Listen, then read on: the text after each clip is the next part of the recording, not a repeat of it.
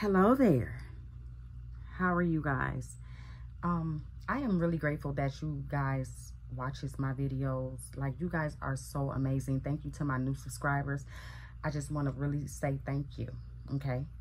This video today is going to be talking about why women that are victims of domestic violence, they go back, you know, or why they don't leave. And a lot of people don't understand why they don't leave, or they don't understand why they go back. And I am about to literally break this shit the fuck down for you. Okay. Now, again, watching my show, you're going to hear me curse. So I apologize for that, but I don't. Because this is just me, because I'm raw and cut with it.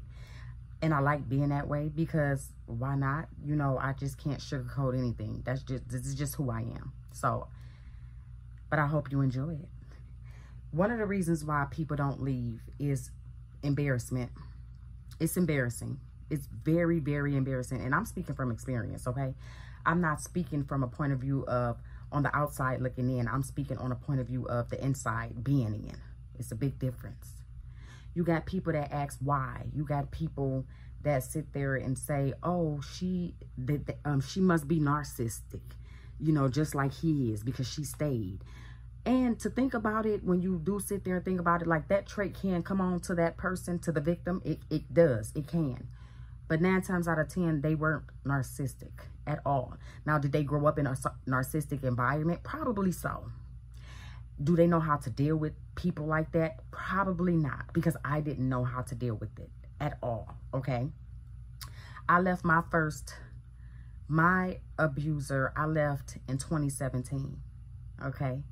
And no one knew anything about what was going on. No one knew what was happening. No one knew anything besides the people that were, you know, traveling with us, or the people that was in the home.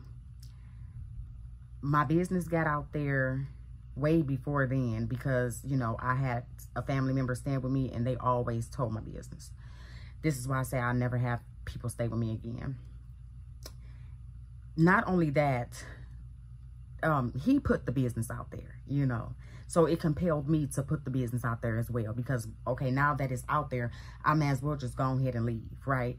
So it was the embarrassment, you know, he embarrassed me. And then when I left and went back to what I thought was going to be my safety net, it was embarrassing. Not only that, it was no support, not nowhere ever.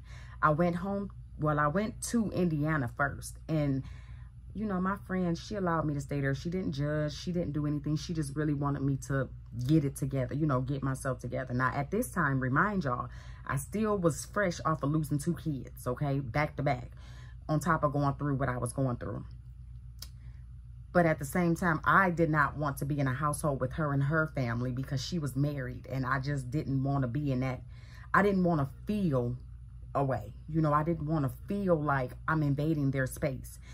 Even when I went back home to Michigan, I didn't want, and I stayed at a friend's house, and she was a good person. She was really sweet to me. She didn't ask for no bills. She didn't ask for anything. It was my pride. I didn't want to be invading her space. I didn't want to be, you know, she had a lot going on. Like, she was a worker, which I got my job back because of her. She was beautiful. It was just, I didn't want to feel like I'm invading somebody's space. And domestic violence victims, they really do feel that way, especially if they really can't give you anything. Because me, I like to give. I'm a giver. So I can't just receive all the time, because I never knew how to do that. It was everybody always asked me for something. I'm always helping other people out. I have never had anyone to just really be like, here, right? And when those 2 individuals did that for me, it was like, okay, but what? I don't have nothing to offer. So keep going. Even through the whole situation, like, everybody want to know what's going on. Everybody want to know your business. You got everybody, oh, I'll be there for you. Oh my God, I'm sorry you went through that. Oh my God. But in reality, nobody really gives a fuck. They don't care. 97%, 97, 99, 100. So 98% of people in your life do not give a fuck about your problem, your situation. They just want to hear it. because they really enjoy you going through things. They want to hear it so they can have something to talk about. That 2%, those the people that put the action into trying to help you become a better person, right? They feed your soul. They help you with whatever it is that you need help with. Those are the people that really care. And I had that 2%, but I didn't know it at that time. You see what I'm saying? I really didn't know it at that time. It was like I just didn't want to feel like I'm invading someone else's space. Every time I turned my head, baby, his name was brought up in everybody's mouth. It was like, you mad at that? You know, you mad at that man. You acting like this because you mad at that man. I didn't walk around with a frown face even when I was going through my trauma and I didn't walk around blaming anyone. I walked around like I'm really trying to get out of this situation. I really want to get myself together. I really need somebody to watch my children. I really need, you know, I need these things so I can get ahead in life. And, you know, I was allowing people to use my vehicle just so I can have someone watch my children. It was just like I would give money. I would, whatever I had to do. And I got tired. You know what I mean? I got really tired. So the reason why women don't leave, because the embarrassment, because they know they're not going to get the help that they need, because people judge them and talk about them like crap. And I see it a lot on social media. I think that a lot in my own life. So this is not a lie. These are facts. So not only do we got a man doing it, we got the people that we love dearly to our hearts doing it as well. Then we come on social media and we see, damn, we can't catch a break. We can't catch a break. So why do you go back? Why did you go back? Well, I went back because if you gonna do the same thing he doing, I might as well. It's all abuse. So I might as well go back. And that's what I did. And that's what a lot of women do, because we feel like we can't get a house, or the finances is messed up. You know what I'm saying? The financial situation is out of order. You can't have nobody watch your kids.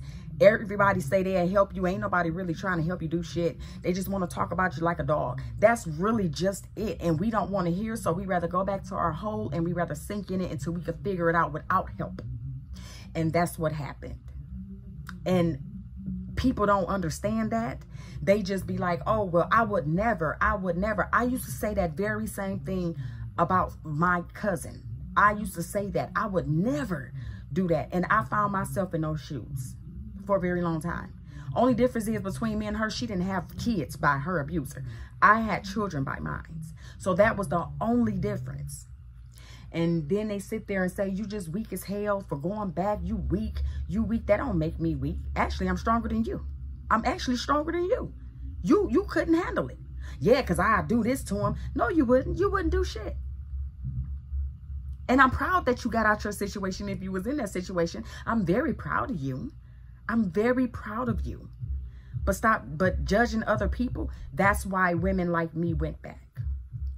Because how can you help me? Ain't nobody gonna give you no money. Unless you come from a rich family, a supportive family, ain't nobody finna give you nothing. Nobody's gonna give you nothing. Well, they don't have nothing to give. They had a home to offer. They were sitting at home not doing shit. They could have been like, I'll take the kids. You know, they didn't make the situation easier. So it was like, let me go. And that's what I did. I left. And so these are the reasons why women they go back. These are the reasons why women deal with the situation and stay in literally 20-something year relationships with their husbands because of people that talk and judge and they embarrassed. And they don't have nobody to run to. They don't have nobody to help them with nothing. They don't. You think that a woman that's going through abuse want to sit there and hear your mouth when she already just heard this man's mouth for over 25 years? She don't want to hear nothing, no criticism, no nothing. Just be there and support her. And that's all. I have a friend that was going through something as well with her husband. And one of the things that I told her was, I have a home to offer you and you're more than welcome to come if that's what you choose to do. All the kids. It was a lot of kids. All of them. Come on. But only when you're ready, you're going to make that move. And I know that from experience. And when I was ready to make that move in 2017, when I tell y'all I was ready, it was turned down. It was turned down. I went to the wrong people. And I should have stayed with the right person. I just didn't feel right. So people judge you. People gonna judge you. I recommend every woman that faces domestic violence, if you don't have a good support system, good family, good friends, people that's not trying to judge your life, go to a domestic violence shelter. And if you don't have one in your state, try to find a way to get away. That's really, I wouldn't recommend you to tell anybody. And then when people sit there and the victim really is deceased or something like that, then they, oh my God, but that person then came to you already. But I can handle it now. I'm good. My situation, I can handle it, right? So can't nobody say nothing to me, because you couldn't say nothing to me then. You didn't try to help out with shit then. So don't try to come now. I don't need your help now. I'm good. Because what we going to do, talk over the phone and make the situation worse? I don't want to talk about it. I'm going to figure it out by myself, like I always do. Was the thing for me, you know, that was it for me. It was just like, if I'm going to go through this, I'm going to go through this alone. Because everything that I've ever been through was alone anyway.